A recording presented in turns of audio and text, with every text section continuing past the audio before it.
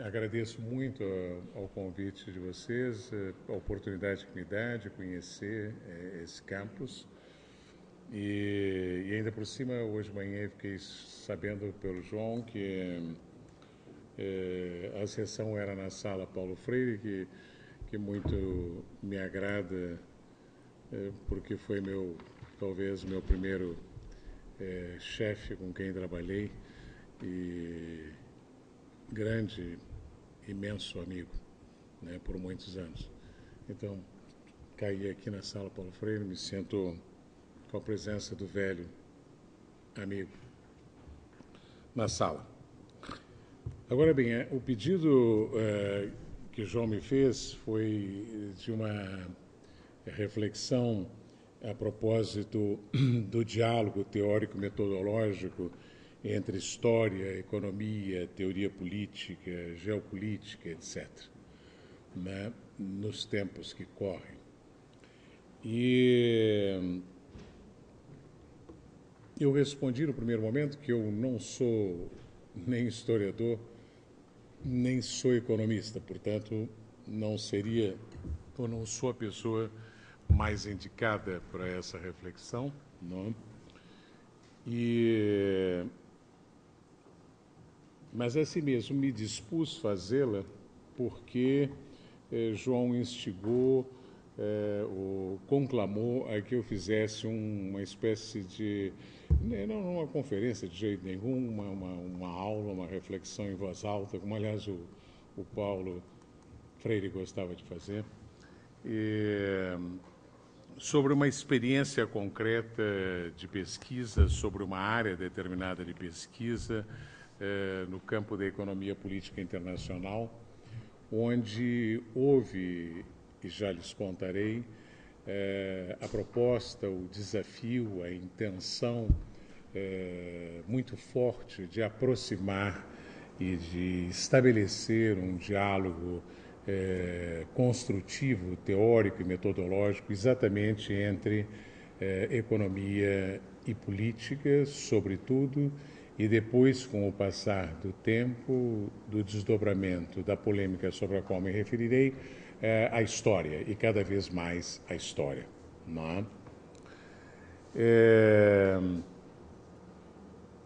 É provável, mesmo que, digamos assim, as discussões estritamente epistemológicas não sejam minha praia, a despeito de que goste delas, mas é muito provável que esse projeto, esse programa de pesquisa que nasceu nos países anglo-saxões e que recebeu o nome de Economia Política Internacional, nos anos 70, de alguma maneira sofresse a influência de um período que, para simplificar aqui, eu diria que começa, pelo menos para nossos efeitos, com uma série de trabalhos e uma célebre conferência de Fernand Braudel na década de 50, o trabalho de 58, que é sobre a longa duração, que os historiadores todos devem conhecê-lo, é óbvio, né? Mas onde exatamente o que Braudel fazia no final dos anos 50 era digamos, um apelo a favor desse diálogo, a favor da, digamos, a defesa de que as ciências sociais estavam passando por uma grande crise depois do período dos anos 30, da guerra, das duas guerras e tal, e que demandavam um processo de redefinição de fronteiras, de temas, de objetos, de métodos, não é? A própria disciplina dele, a história, havia sofrido transformações extremamente interessantes e instigantes naqueles últimos 20 anos. E essa conferência dele é uma conferência dirigida aos sociólogos, aos economistas, aos politólogos, aos geógrafos, aos antropólogos, não é? No sentido de encontrar um ponto em comum sobre o qual se pudesse nascer uma espécie de diálogo, de reconstrução desses vários campos da chamada ciência social. Isso eram os anos 50, né? Poderíamos dizer que era o início da fase aguda da crítica ou do pós-positivismo, ou da crítica ao positivismo,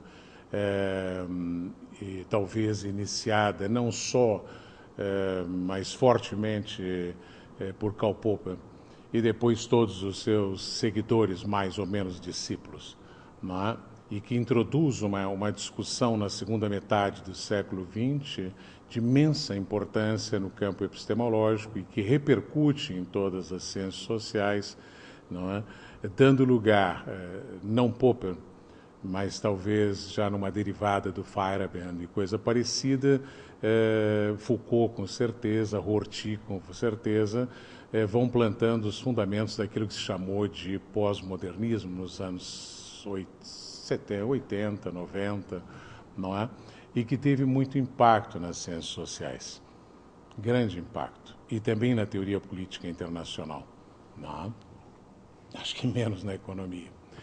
Mas a minha impressão, não é minha área, mas a minha impressão, só para fechar esse primeiro comentário, essa primeira reflexão, é que na altura de 2010, 2012, não propriamente o João, mas o convite para esse diálogo, a primeira coisa que me fez pensar é, de fato, nós estamos de novo frente a uma crise das ciências sociais, uma burral crise das ciências sociais, não é? Que tem a ver, talvez, em grande medida, com o próprio fastio, o esgotamento do papel instigante que os pós-modernistas tiveram nas ciências sociais. Meu ponto de vista, modesto ponto de vista, não é bem minha praia, mas acho que, afinal, os resultados foram muito menores do que as promessas dos anos 80, e isso vale para a sociologia, vale para a petite histoire, vale para a economia, vale para tudo. Então, eu acho que nós estamos vivendo, de fato, um momento de grande desencanto com as ciências sociais tradicionais, e eu diria, talvez vocês não sejam, eu também não sou, mas sou mais próximo também da economia. Não é? Eu acho que, em geral, quando essas crises nas ciências sociais começa pela mais forte, ou a mais emblemática, digamos assim, a física das ciências sociais, que é a economia, que até o Brodel respeitava tanto. Não é? E que eu acho que tem dado demonstrações nos últimos anos de tão reiterado fracasso na previsão dos acontecimentos, mas também no desenho normativo de intervenções eficazes sobre a realidade, que as pessoas não dizem, mas na academia é cada vez maior o desalento com a economia. Não nos governos, nos jornais, enfim, aonde os padres pregam, os teólogos pregam. E os economistas ficaram um misto de os que se dedicam à teologia e os que se dedicam ao governo. Acabou-se. Os da teologia estão se lixando se por acaso a economia explica alguma coisa ou prevê alguma coisa corretamente, e os de governo estão se lixando para os teólogos, pois a coisa deles é operar a contabilidade social coletiva. Então, eu digo isso porque tenho muita proximidade com muitos alunos economistas e sinto isso. Então, eu acho que de fato há esse troço no ar. Então, resumindo essa primeira observação, vou fazer assim, tentar ser o mais sintético pela hora. Eu acho que essa experiência acadêmica da qual vou falar, o nascimento, a vida, e não vou anunciar a morte, não, da economia política internacional, se dá nesse período. Se dá nesse período, não é?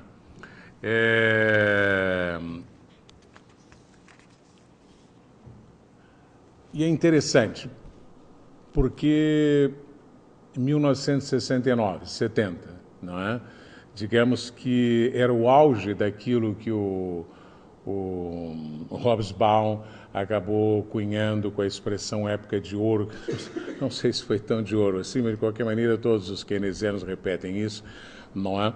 Era no auge deste período quando Charles Kindleberger, que é um economista e historiador econômico, um importante historiador econômico norte-americano, escreveu um livro que chamava Power and Money, não é?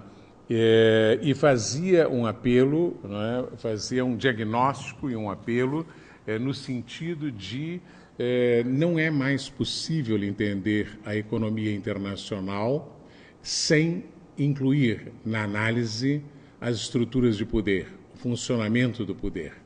O poder. Tá certo?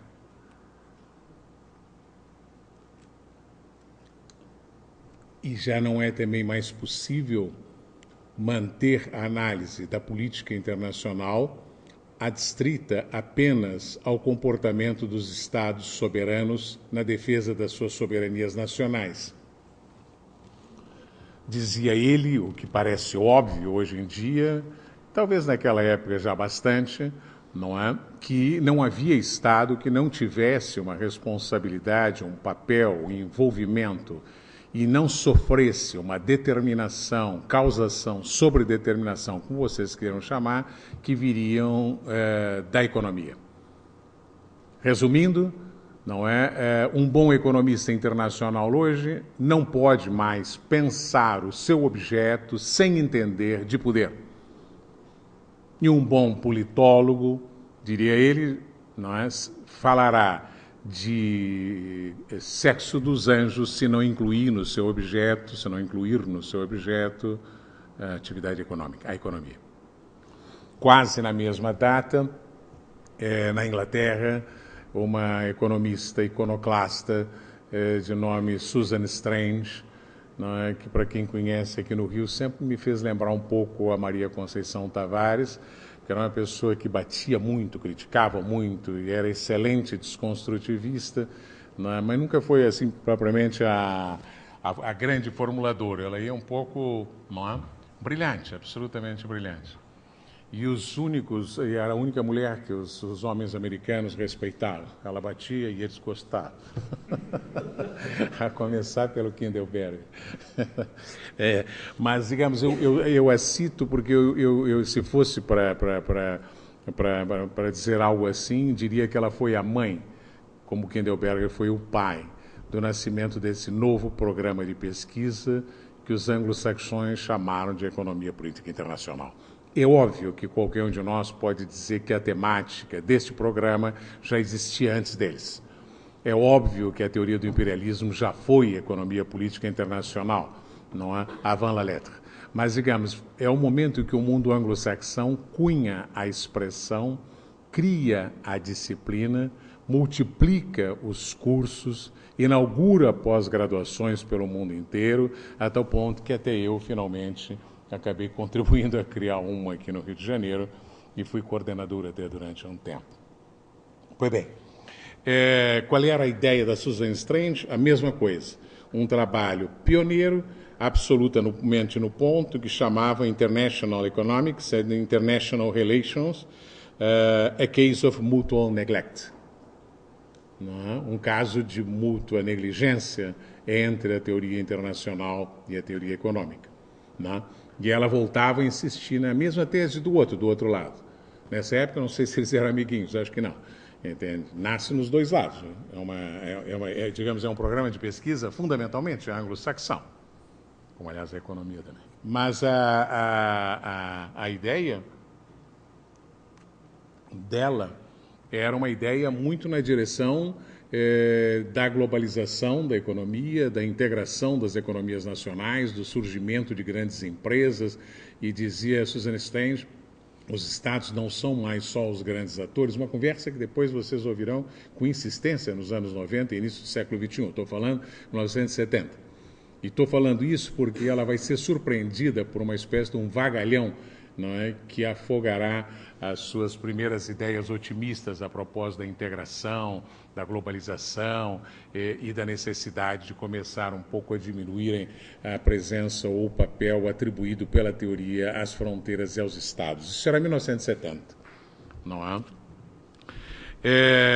Mas, de qualquer maneira, esse apelo dos dois ao diálogo interdisciplinar entre economistas, politólogos e depois historiadores também, não é? Poder-se-ia dizer que, graças à veemência do apelo, à liderança carismática intelectual dos dois, ou aos fatos que vieram acontecer logo em seguida, acabaram gerando uma discussão e uma produção intelectual gigantesca nos 40 anos seguintes. Não é? Aí começa um grande debate que acabou sendo, talvez, poder-se dizer prejudicado ou alavancado, mas com certeza foi hipnotizado por duas teses do próprio Charles Kindleberger, não é? Que ele formulou também nesse momento, 72, desculpa. A primeira tese dele, não é? Portanto, já não era apenas um apelo metodológico, a economia tem que se juntar com a política, com a história, não. Já era uma tese de tipo histórica comparativa, não? E que postulava que a ordem econômica capitalista liberal não tinha nenhuma condição de funcionar se ela não fosse coordenada, liderada por alguma potência que, digamos assim, dirigisse, liderasse o sistema internacional, garantisse o livre comércio, garantisse os empréstimos de last resort em casos de crises internacionais, que garantisse a moeda internacional. Kindleberger dizia isso em 1972, 73, olhando para a crise de 1930, não é? E defendendo a tese de que o grande culpado da crise de 1930 foi o ausentismo norte-americano. A incapacidade dos Estados Unidos em entenderem que a Inglaterra já não tinha mais condições de sustentar a economia liberal internacional e que cabia aos Estados Unidos assumirem essa nova função. Essa é a tese do Kindleberger. Não necessariamente estou de acordo com isso, mas, enfim, é dele. E ela que causou um grande impacto.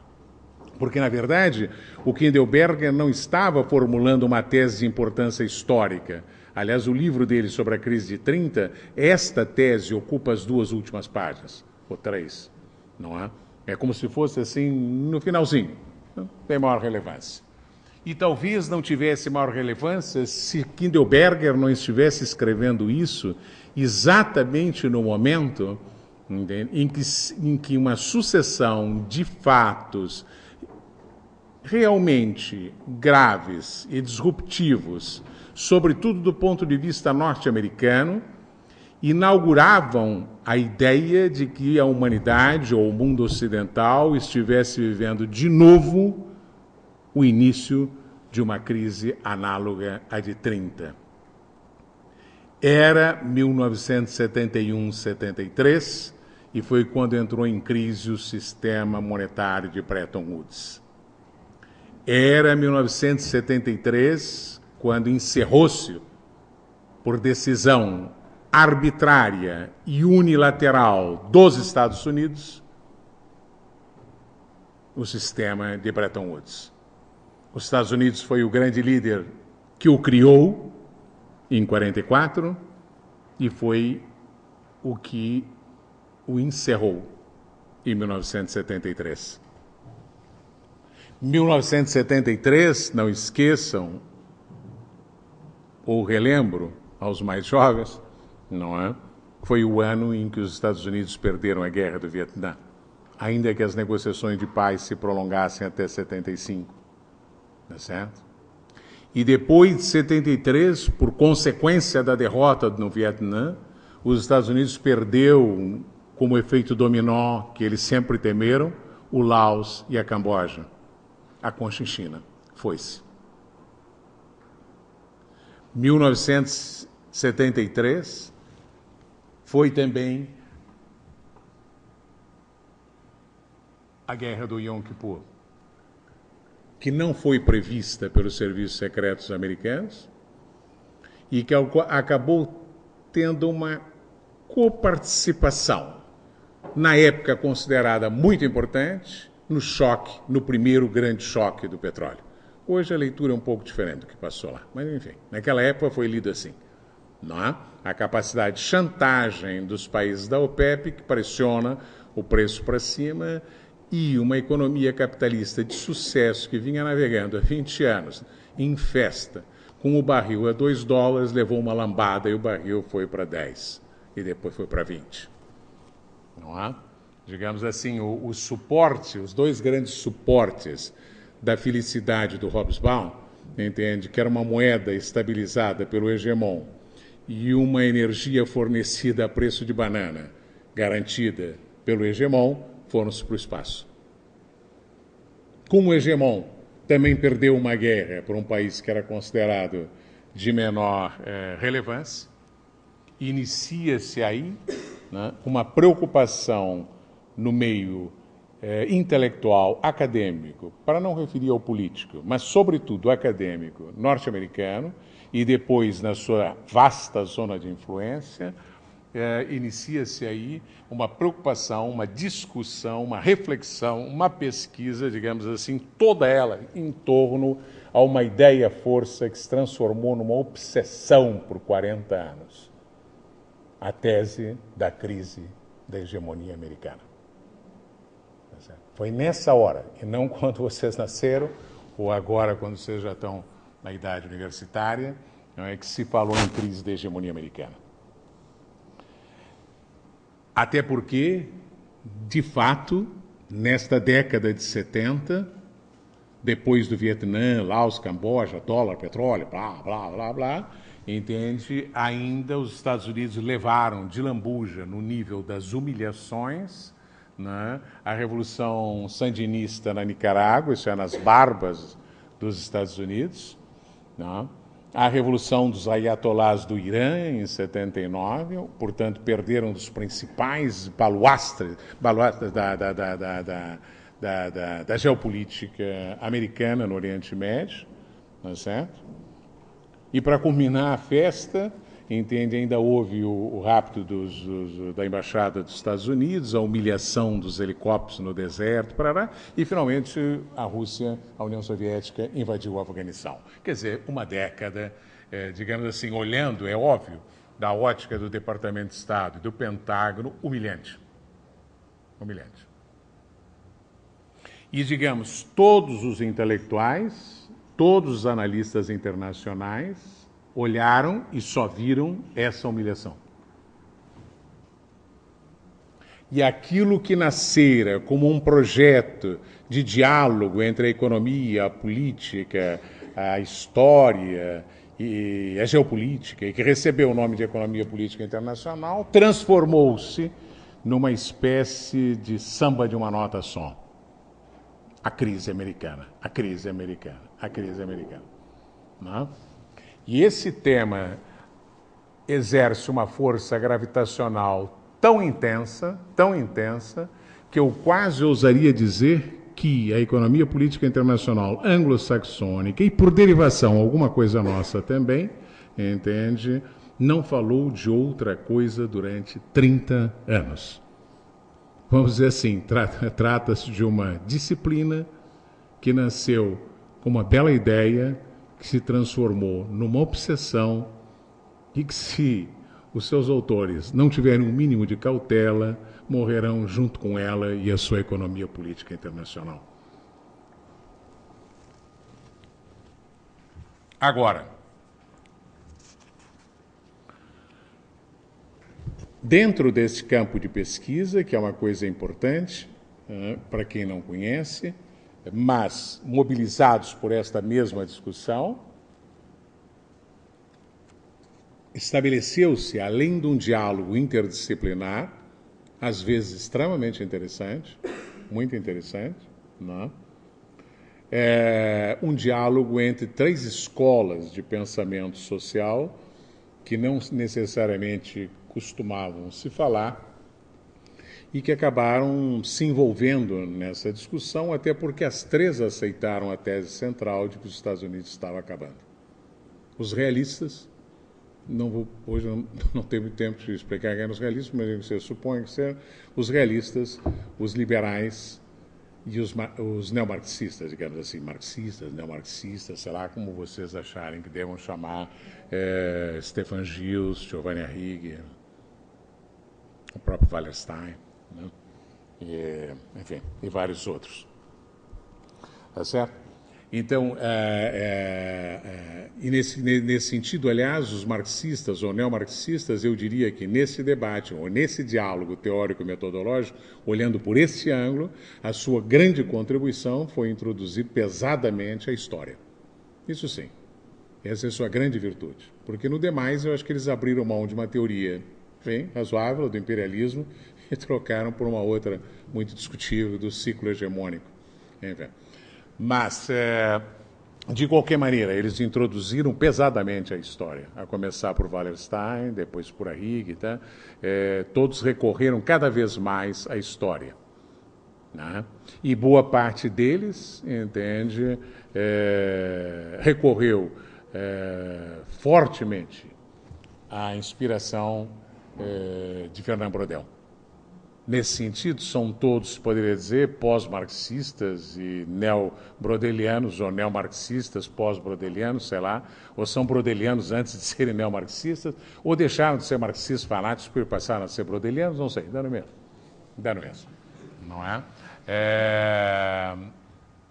O importante é saber se souberam utilizar essas várias matrizes, inspirações, ideias, que isso é o que interessa, e não ser uma coisa ou ser outra, e tá, para pensar criativamente a questão internacional. Não é? É interessante que em 1995, Susan Strange escreveu um outro artigo que ficou muito conhecido sobre International Relations and International Economics, creio que é o nome, não sei. Tudo meio parecido, não importa muito. Importa a data, não é? Para quem já estava ali, sabe, digamos assim, que se os Estados Unidos estavam em crise terminal em 1970, em 1995, o mínimo que se podia dizer, que as teses sobre a crise terminal tinham sido engavetadas por um tempo à espera de melhor momento. Coisa que é fácil de fazer nas teorias sociais, um pouco mais difícil de fazer em outras teorias, enfim, engaveta, dá um tempo, não é? Era a apoteose da vitória americana, não? Naquele momento, o Susan Strange fez uma conferência, alguma coisa assim, muito interessante, muito interessante. Um balanço da economia política internacional dos últimos 25 anos, considerando-se plenamente e vaidosamente e com todo o direito mãe da criança. Não é? E é interessante que a Susan Strange, em 90, tivesse uma visão muito pessimista do que tinha sido feito. Não é? Em primeiro lugar, porque ela nunca subscreveu a tese da crise terminal americana. Nem mesmo crise aguda, crônica, agônica, sei lá o quê, que não terminal. Nunca, pelo contrário. Não é certo? Ela foi uma iconoclasta, ela lutou contra, ela mostrou os erros que os caras estavam cometendo de achar que os Estados Unidos estavam numa crise terminal, por que não, blá, blá, blá, blá, blá. Mas, enfim, a despeito disso, em 95, o que dizia a Susan Strange? Ela dizia, eu acho que a primeira coisa que aconteceu é que, na verdade, no diálogo teórico-metodológico, os politólogos e os historiadores até se sensibilizaram com a temática comum, mas os economistas não se sensibilizaram. Isso é, nenhuma surpresa para quem conhece os economistas. Tá certo? Não deram pelota para a questão, enquanto que os politólogos fizeram enorme esforço de entender a economia, os historiadores de fazer história econômica, de pensar a economia do ponto de vista de temporalidades mais ou menos curtas, cíclicas ou não cíclicas, enfim, tá certo? Essa era a avaliação dela. Segunda avaliação dela é que o debate e a pesquisa tinha acabado se submetendo quase inteiramente às vicissitudes da política externa norte-americana.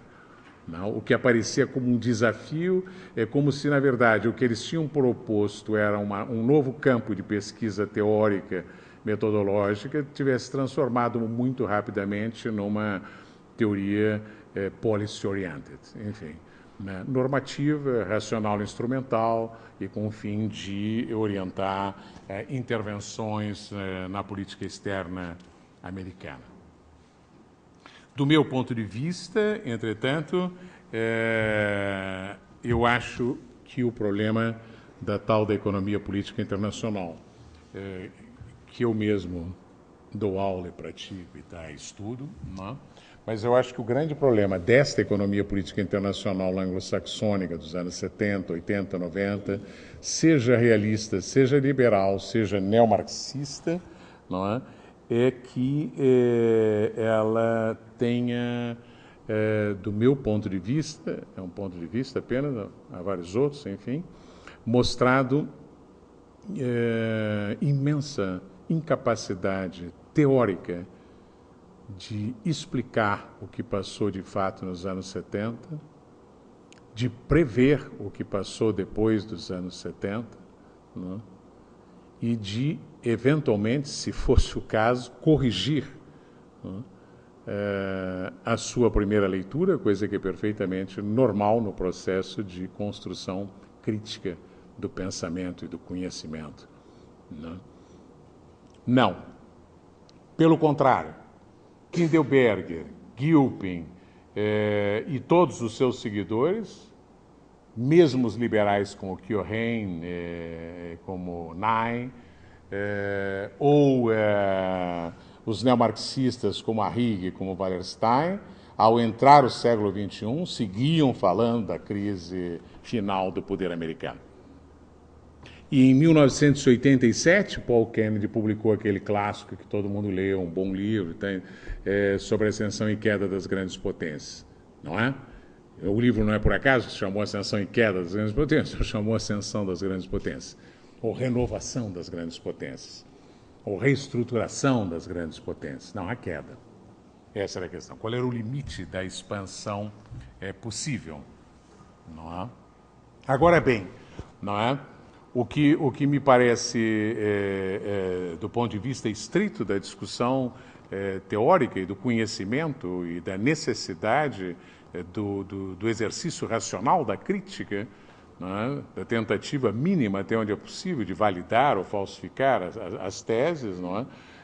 Não ter percebido que no conjunto dos acontecimentos da década de 70, eles acabaram promovendo, gerando determinadas consequências ou reações ou respostas estratégicas que, no seu conjunto, deslancharam um processo de acumulação sustentada e geométrica de poder por parte dos Estados Unidos como nunca havia acontecido, nem depois da Segunda Guerra Mundial. É impressionante o que aconteceu.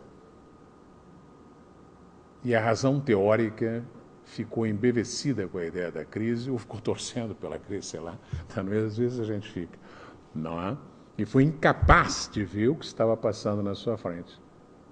Foi incapaz de perceber que a crise da hegemonia americana estava abrindo portas para o nascimento de um império sem precedente no mundo, que não tem picas a ver com o Império Britânico. É extraordinariamente mais extenso, extraordinariamente mais poderoso e inclusivo. Não é?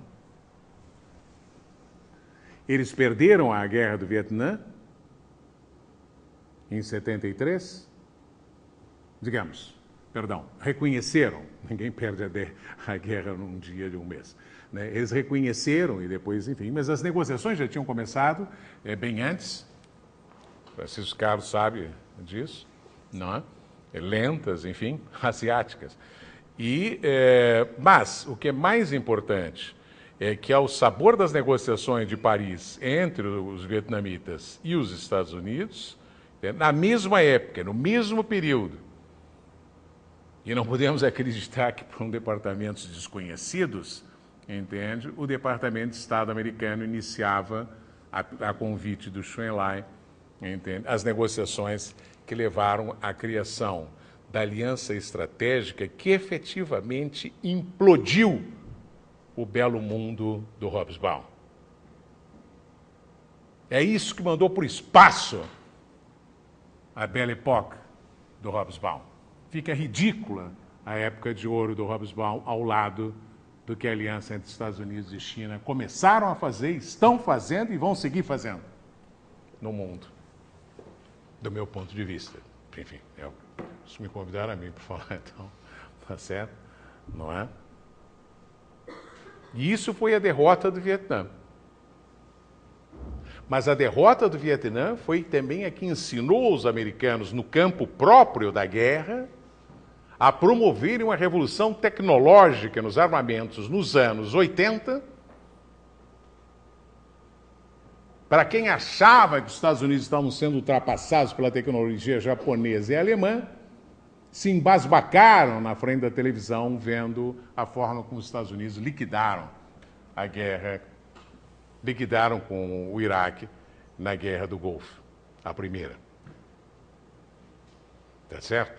Em 10 anos, eles deram um show de mudança tecnológica para quem considerava que a perda da capacidade de inovação tecnológica é um dos sinais mais, como diriam os espanhóis, fehacientes, entende, de declínio. Perdeu a capacidade de inovar. Pois os caras perderam, deram uma cambalhota por cima e em 10, 15 anos apareceram com uma nova tecnologia, tá certo? Que liquidou horrorosamente, não é isso que está em questão aqui, uma população inteira iraquiana, 150 mil mortos é o que se estima por baixo, e as mortes deles, tenho entendido que chegaram a 50, 48, 50 e poucos. Hein? Algumas por fogo amigo e alguns poucos ainda por cima por queimadura nos pés e nos braços por estarem jogando vôlei na areia quente do deserto, não tinham sido preparados. Então é um escândalo, né, o que aconteceu nesses 15 anos para quem estava em declínio. Os caras supostamente perderam Bretton Woods, que eles criaram e eles fecharam. E ninguém pensa isso. Que o famoso hegemon inventou o Bretton Woods, não foi Keynes. É ridícula essa história de economista com Keynes. Nesta ocasião, os britânicos já eram sacristões dos americanos, do R. White. Tá certo? E eles encerraram o sistema. E todo mundo achou delenda dólar. 10 anos depois, nascia ou consolidava-se, ou finalmente os economistas viam, que tem uma certa dificuldade de ver as coisas que estão mudando, não? O nascimento de um novo sistema monetário internacional, que algum amigo aí já chamou de dólar flexível, pode chamar de outra maneira, mas cuja questão essencial é que é um sistema que não tem base metálica. É certo? Que, do ponto de vista da teoria econômica, é uma revolução que joga para o espaço tudo o que eles disseram, incluindo Marx, incluindo Brodel, que todos tinham uma visão monetária absolutamente metalista, primitiva. E, de repente, fez-se a luz. E alguns ainda não entenderam que o fundamento último da moeda não se chama ouro nem prata, chama-se power, poder. No caso, power, porque são eles, os gringos, que têm. E ainda duplica, porque há moeda e são os títulos da dívida que você enfia nos outros, que é uma forma de tributação imperial. É certo? Mas é difícil perceber. Não? Me lembro de uma discussão com uma pessoa economista ilustre, entende, sobre esse assunto, da tributação indireta, ou a tributação, sei lá o nome que se queira dar. Mas isso não é tributo, isso não é tributo. Entende? Como não é tributo? Não? Se você cria dívida, enfia nos caras, por vários mecanismos, inclusive por coação, não só por opção de mercado, depois a bola vai. Tá certo? Você começou a desregular o mercado financeiro em 73, 74, nos Estados Unidos. Diagnóstico na época, entende? Arrebentou o sistema. Eles não conseguem mais segurar as finanças. 10 anos depois, Katsu, eles abriram o mercado, depois os ingleses abriram, depois outros abriram, depois outros abriram, todos abriram e aconteceu essa brincadeira que as pessoas botaram o apelido de globalização financeira, que é a globalização da finança americana, que é o mercado mais globalizado e internacionalizado da finança internacional, né? E é absolutamente inquestionável por qualquer outro mercado. Ridículo pensar no mercado europeu, no euro ou no yuan. Tomará muitos e muitos e muitos anos para que isso possa romper a supremacia que eles estabeleceram agora, nessas décadas de derrota, de declínio, de crise terminal dos pobres Estados Unidos. Minha impressão é que a boa teoria da economia política internacional anglo-saxônica e muita outra, não é?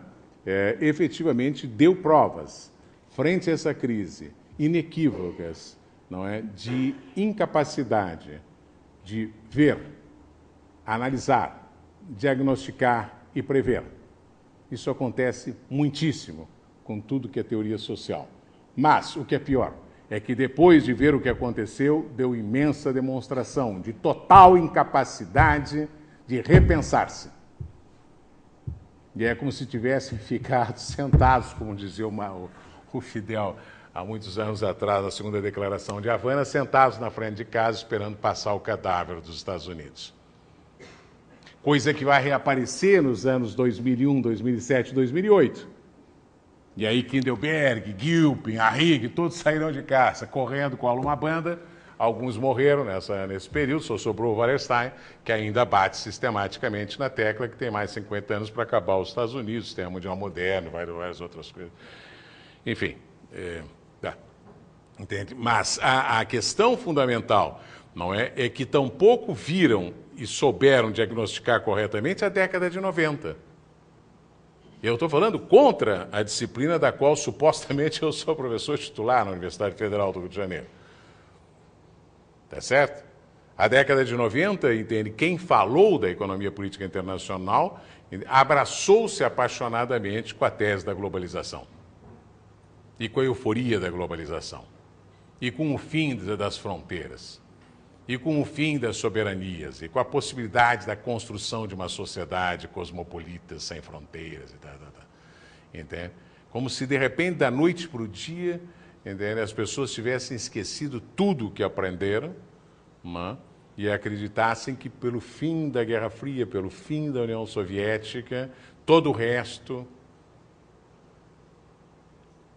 digamos assim, haveria uma espécie de um apressamento da lógica kantiana, da imposição pela guerra aos outros, das grandes virtudes cosmopolitas do povo europeu, entende? Se faria pelo mercado e rapidamente, depois que os russos, os bárbaros russos, abriram suas fronteiras.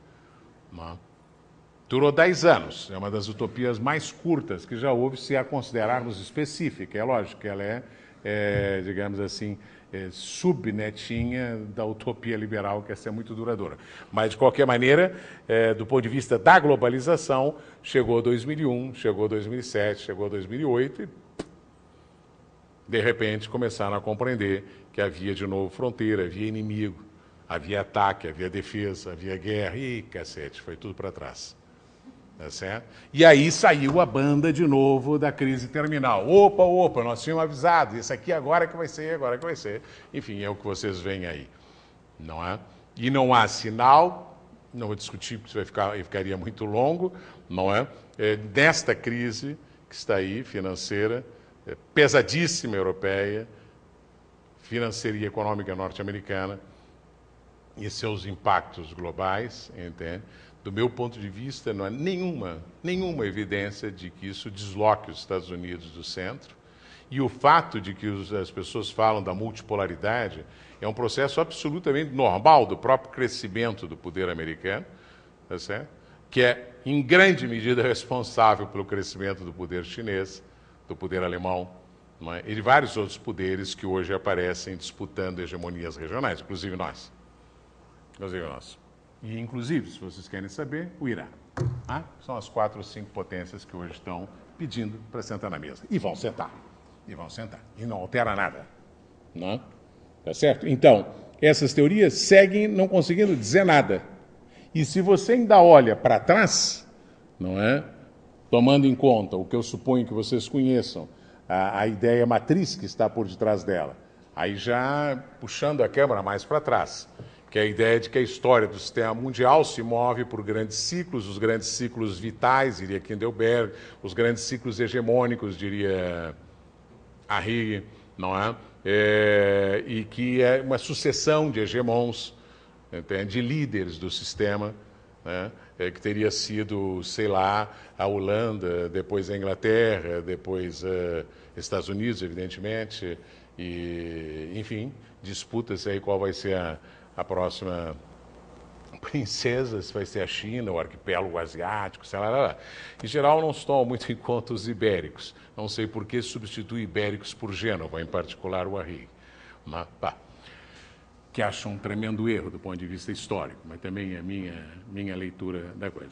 O que é essencial é vocês entenderem que ele também tem por trás. Por isso é que a teoria leva você a concluir, deduzir que a crise americana de 70, igual que a inglesa, entende? É o início do final da sua supremacia, que deve ser substituído e que existe aí um ciclo regular, quase biológico, né? De nascimento, ascensão e queda, nascimento, ascensão e queda, nascimento, ascensão e queda. E, portanto, vai ter que ter outro. Eu realmente não tenho condições de ir à história, mas me daria um enorme gosto intelectual poder trabalhar com vocês, ainda que curtamente, as incompatibilidades, digamos, que existe na visão que esses autores têm com relação ao papel da Holanda na história, com o que efetivamente a Holanda foi. Não é? A incompatibilidade que tem o que eles pensam que foi com o papel que a Península Ibérica teve e a sua província holandesa. Que nem isso aparece no Arrighi. Tá certo? Também como é que se deu o sorpasso da Inglaterra com os Estados Unidos, sem nenhum tipo de guerra hegemônica entre Estados Unidos e Inglaterra. Isso é basicamente, você tem fusões, você tem uma outra coisa. Claramente, a olho nu, dá para você perceber, não é exatamente isso aí que eles estão dizendo. Pode ser que daí não nasça nenhuma teoria, mas é um bom início. Não bate com os fatos. Então, minha impressão, apressando o final dessa nossa reflexão, dessa noite aqui no campo,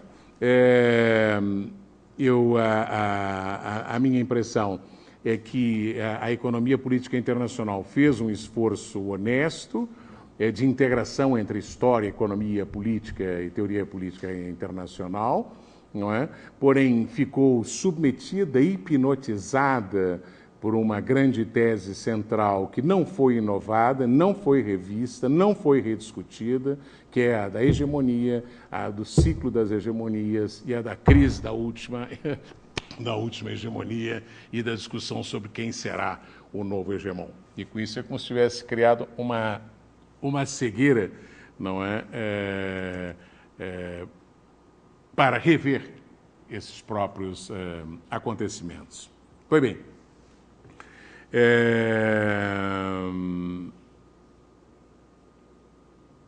do meu ponto de vista, e vou apressando o fim, eu acho que essas dificuldades, além disso, portanto, vão muito além do que a Suzanne Strange diagnosticou, mas, enfim, ela é uma anglo-saxônica, não é? Mas eu acho que as dificuldades, digamos, alguns metros abaixo da simples erro de interpretação, das conjecturas que não batem e que são rejeitadas pelos fatos, eu acho que é possível perceber, nesse esforço que foi feito de diálogo interdisciplinar, alguns problemas graves. Não é? Eu diria que o primeiro é uma confusão permanente desses autores entre os distintos tempos históricos. Tomemos de que fala Brodel. Podem ser outros, não importa. Mas o do Brodel, enfim. Os três tempos, parará. Rigorosamente não entra, né, nesses autores e nos diagnósticos que fazem, não é, a possibilidade de você perceber que pode haver uma crise econômica no tempo, vamos chamar cíclico, que fala o Brodel, ou conjuntural, né, e que essa crise econômica no tempo conjuntural não tenha nenhuma relevância no tempo estrutural.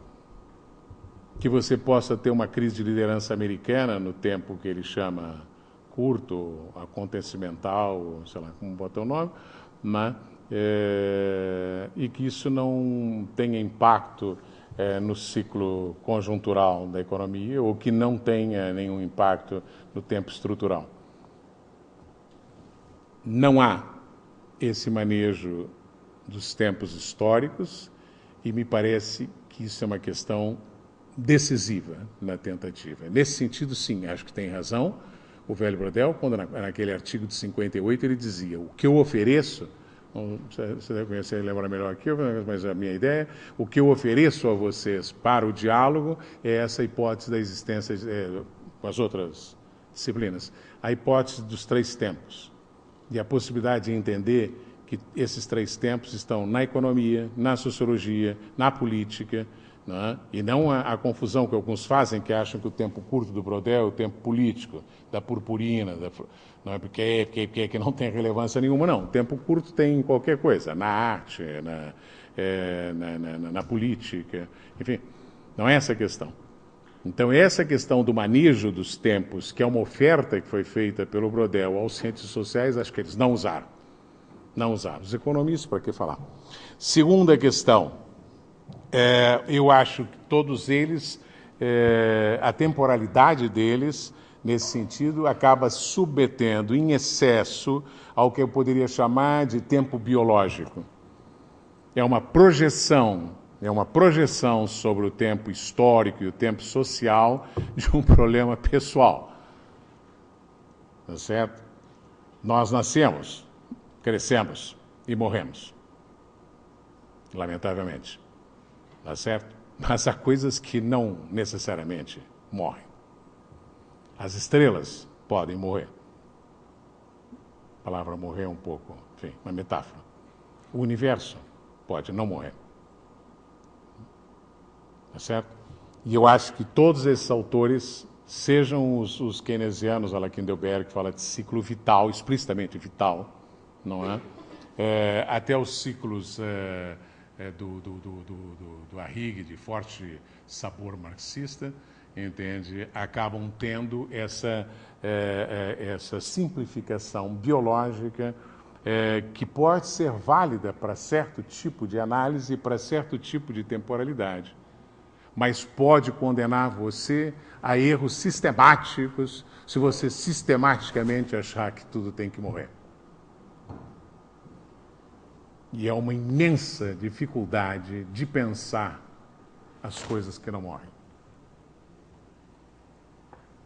Talvez, por isso mesmo, a terceira crítica que faria esse primeiro grande esforço de casamento, integração, diálogo entre história, política e economia, né, seja a obsessão introduzidas em todas as demais ciências sociais, com certeza a partir da economia, da ideia de crise.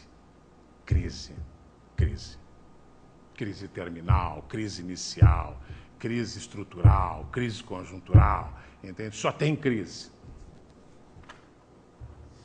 Às vezes me dá a impressão, quando leio, com o máximo carinho, certos intelectuais que eu gosto, e tal, enfim, em geral, tendo a gostar de todo mundo como intelectual, né?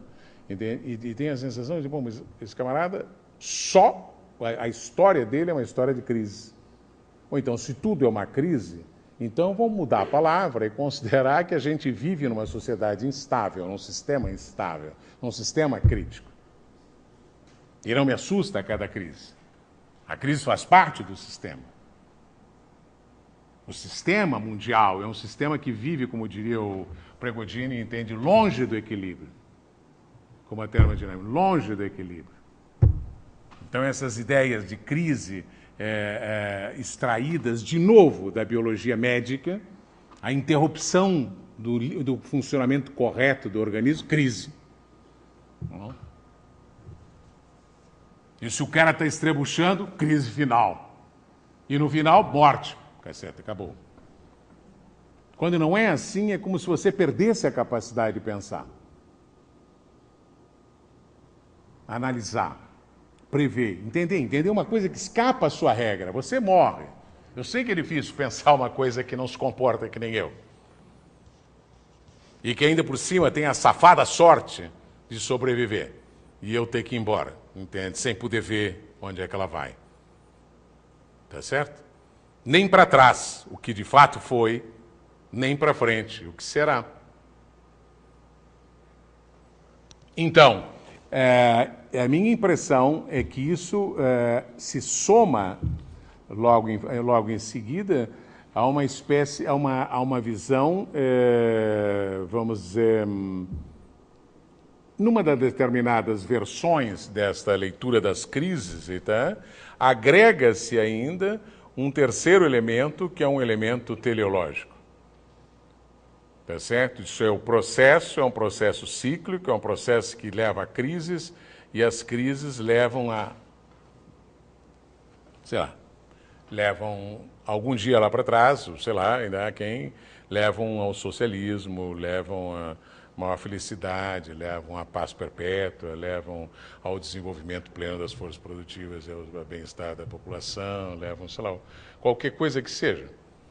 Como se houvesse, né, uma intencionalidade nos processos e no movimento absolutamente arrítmico, né, do sistema internacional.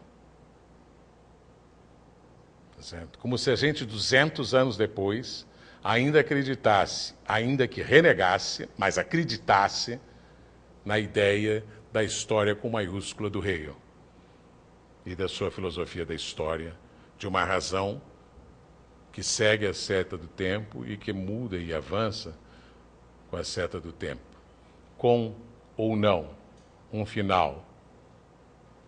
São as várias interpretações e leituras do Hegel. Mas, enfim, não é o caso aqui, não é? Mas essa eu acho que esse é um componente que veio sobretudo, da visão economicista, não é? Do determinismo economicista, que, além de tudo, fez das crises econômicas a crise que porta a futuridade. Que é uma coisa que vem de um passado generoso, marxista, que depois foi perdendo totalmente a conotação de crise que leva ao socialismo, até porque 90% já não acredita mais que isso aconteça, tá certo? O próprio Wallerstein não tem socialismo, não tem nada, nem ele sabe o que é, tá certo, que vem depois, mas a crise, ela leva alguma coisa. Sim, a crise leva alguma coisa, mas que coisa? E por que necessariamente melhor? Isso é muito visível na ambiguidade do Arrighi, por exemplo, quando discute a crise da hegemonia americana e anuncia a chinesa, ou a asiática, ou lá bem mais tarde, quando ele era mais jovem, japonesa. Ao que dirá alguém que está olhando o sistema mundial com menos, vamos dizer assim, raiva americana, não é? E com uma perspectiva um pouco mais, um certo detachement emocional, já qual é a diferença que me faz se o sistema tem Estados Unidos ou tem China? Você vai comer mais sushi, sashimi, que já come, entende, né? Tá certo? Vai cantar, vai ter que assistir umas óperas, às vezes, um pouco chatas, vai tomar um tempo até você entrar. Mas qual é a mudança no essencial do ponto de vista da lógica do sistema?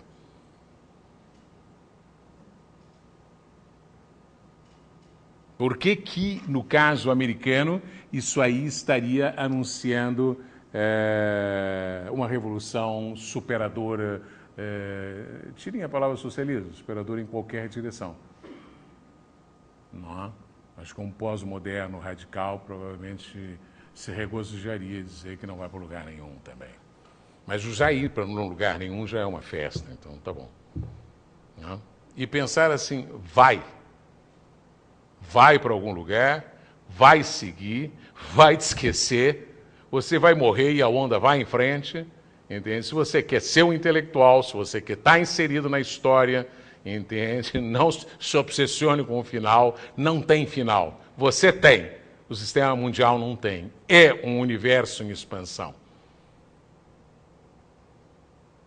E aí fica difícil de começar a pensar. Mas, enfim, e concluo só para dizer a vocês que, digamos, essa perspectiva, essa visão crítica minha da economia política internacional dos anos 70 até agora, sobretudo anglo-saxônica, ainda não me fez desembarcar desse barco, entende? Mas sim me fez partir para um outro tipo de, digamos, uma reconstrução pela raiz do projeto,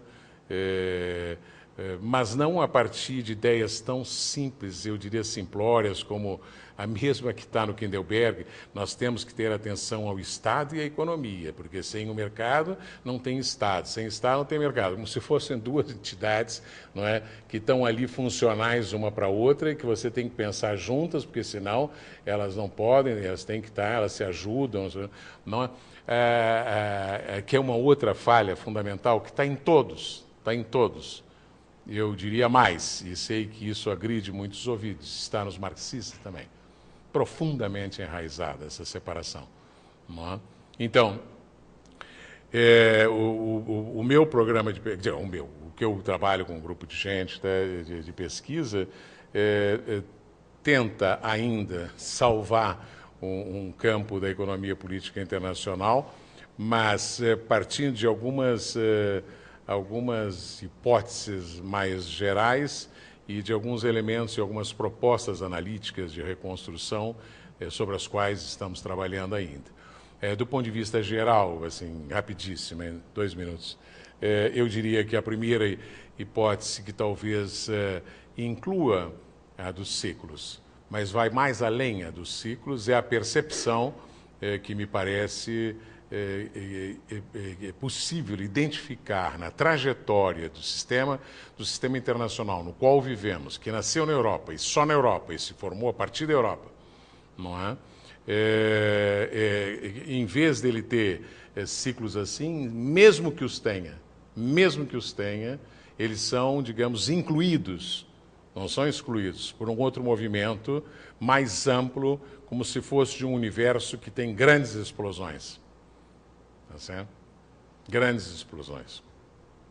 Que ampliam o seu horizonte cada vez mais, vertiginosamente. Tá certo? E, ao mesmo tempo, densificam e hierarquizam as relações internas. 2, não é?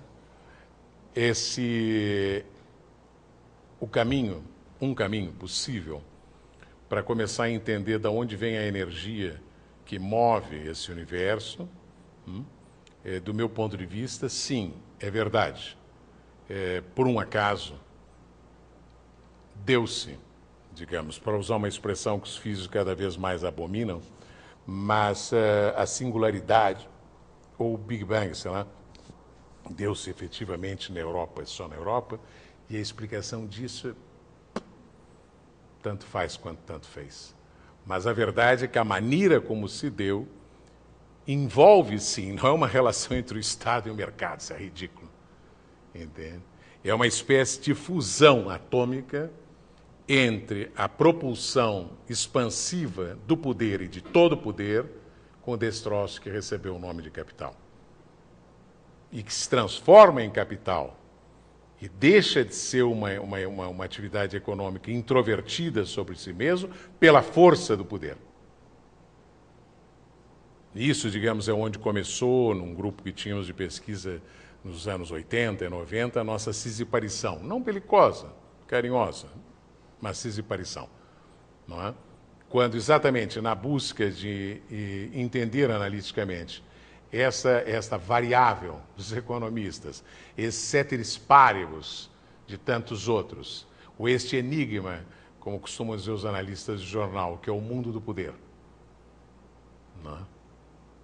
Mas não o poder da política pequena, sentido fraco, nem necessariamente o mundo do poder, a política dos Estados, no sentido forte. Não é? A ideia de você conseguir pensar, decompor e recompor o processo originário do poder com uma relação assimétrica e triangular que está na origem de tudo. Não há nada antes do poder. E a entrada, digamos, e nesse sentido o poder tem uma precedência lógica sobre o capital. Mas isso não quer dizer que o poder viva sem o capital depois do que aconteceu na Europa no longo século XIII. Antes, sim, vivia da predação, do tributo, da pilhagem. Nunca pôde, digamos, se descolar de algum mecanismo de, os economistas chamariam modernamente, financiamento. Sandy, senão não existiria. 3 minutos, tá. fui me perdendo do meu roteiro. Deixa eu ver se o meu roteiro tem alguma coisa que me pareça mais relevante.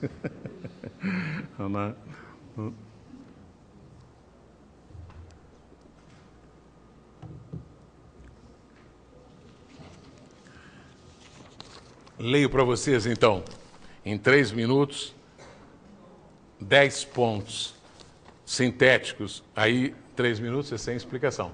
É sem explicação.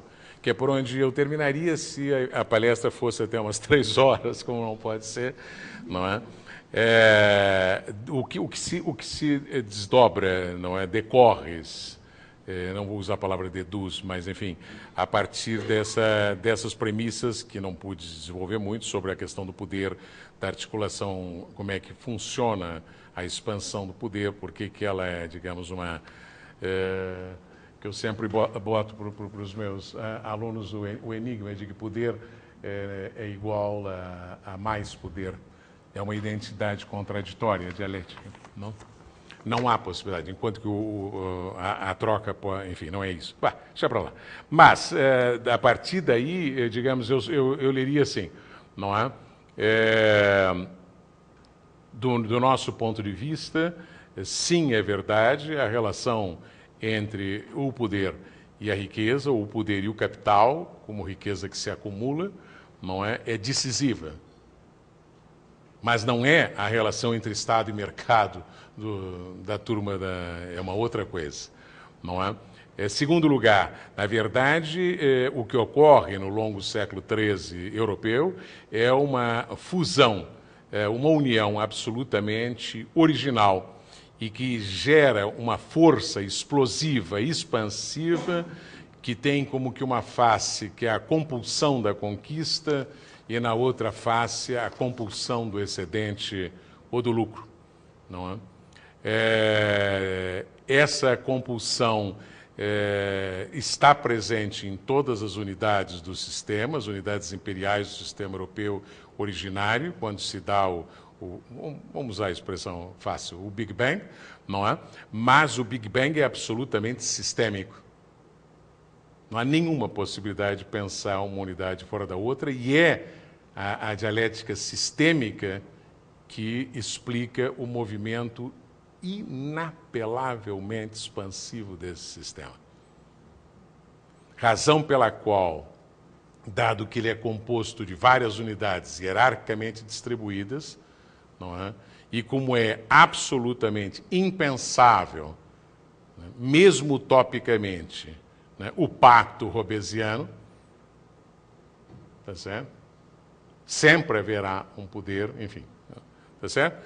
Daí a razão pela qual, nesse sistema, a guerra ocupa um lugar absolutamente central, mesmo que seja nos longuíssimos períodos de preparação para a guerra. Segunda questão, as crises não são o que as pessoas pensam, são trepidações absolutamente necessárias e constitutivas do sistema. Terceiro, ou penúltimo, nesse sistema não há lugar, logicamente, é doloroso, tarará. Outra coisa é pensar as consequências disso, não pensando rigorosamente do ponto de vista lógico e teórico. Nesse sistema, por dedução, não há possibilidade lógica de paz universal, nem equilíbrio estável. Mas, não é? As grandes potências sempre serão predadoras, e são grandes porque são predadoras. E os grandes capitais, como disse o Brodel, são sempre grandes predadores também. Não existem grandes capitais que vivam do lucro médio calculado pela economia neoclássica. Isso é um ridículo. A teoria econômica é uma coisa absolutamente útil e necessária para trabalhar a economia de mercado. Do Manuel, do Joaquim, da troca, do Botequim. Capitalismo não cabe, é outra coisa. O capitalismo é feito da destruição das instituições também. E é por isso que, e vou terminar aqui para não tirar o sono de vocês, dentro desse sistema, antecipo, teria que ter uma explicação um pouco mais longa, mas antecipo, dentro desse sistema, não é? Aquilo que o Kiddelberg anunciava, E antes dele, o Carr já tinha sugerido, tá, a necessidade desse, o Aron também, tá, a necessidade desse estabilizador, chama-se líder, hegemon, sei lá o nome que se queira dar. Vários deram nomes diferentes para isso aí. Não é? A partir do nosso ponto de partida, né, e da nossa construção analítica, não há como não entender que o hegemon é e tem que ser o maior desestabilizador do sistema. Se o hegemon parar de inovar, e para inovar ele precisa romper a institucionalidade que ele mesmo cria. Ele cria Bretton Woods, ele arrebenta com Bretton Woods. E se ele não arrebentar com Bretton Woods, ele se arrebenta consigo mesmo e arrebenta com o sistema. O líder e o hegemon e os seus asseclas do núcleo central têm que estar sempre inovando. Eles têm que estar sempre guerreando. Têm que estar sempre destruindo o que eles mesmos fizeram. Porque isso é a inovação que puxa o resto que vem atrás na forma de um cometa. Se eles pararem, é como se fosse uma freada de ônibus. Desestruturaria tudo. Seria o que as pessoas termodinâmicas chamariam de caos. Tá certo?